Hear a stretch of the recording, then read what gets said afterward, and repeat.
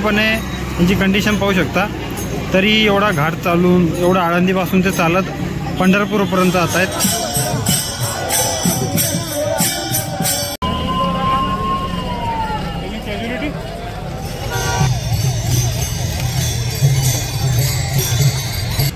तर नमस्कार, रामकृष्ण हरी माऊली। आज संत ज्ञानेश्वर महाराजांची पालखी पुण्यावरून सासवडला रवाना होत आहे आणि जाताना ही पालखी दिवे घाट मार्गे जाते आणि ज्यावेळी ही पालखी दिवे घाटातून जाते त्यावेळेचा जो दृश्य असतं तो खूप बघण्यासारखा आणि अविस्मरणीय असतं।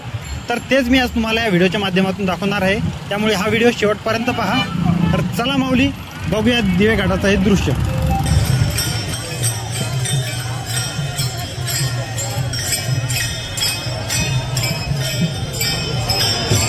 ज्ञानेश्वर माऊलींची पालखी दिवेघाट चढण्याआधी घाटाच्या पायथ्याशी असलेल्या वडकी या ठिकाणी माऊलींच्या पालखीचा विसावा असतो। काही क्षण विसावा घेतल्यानंतर मग माऊली घाटातून प्रस्थान करतात।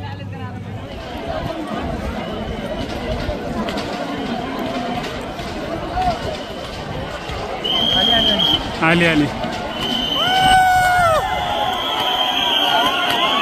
माऊली माऊली माऊली।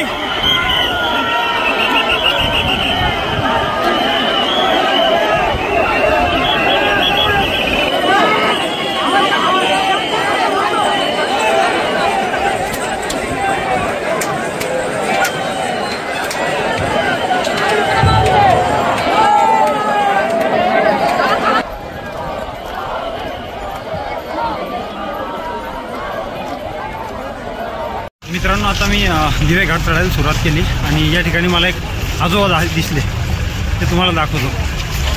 या वारीमध्ये मित्रांनो बघा भरपूर लोक येतात, पण काही असे सुद्धा आहेत की म्हणजे त्यांची भक्ती पाहता हे बाबा बघा पूर्णपणे त्यांची कंडिशन पाहू शकता। तरी एवढा घाट चालून एवढा आळंदीपासून ते चालत पंढरपूरपर्यंत जात आहेत आणि दरवर्षी ते वारी करतात। मागच्या वर्षी पण मला दिसले होते।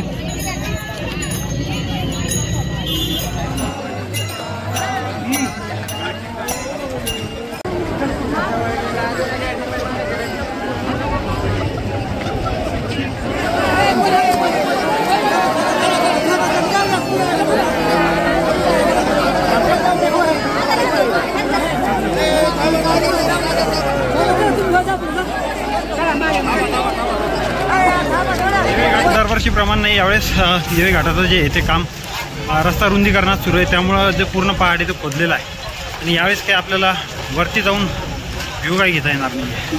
हे बघा पूर्ण पहाड खोदलेलं आहे, तिथून पूर्ण पहाड खोदलेलं आहे आणि त्यामुळे कोणालाच वरती पहाडावर जाण्याची परमिशन नाही दिलेली।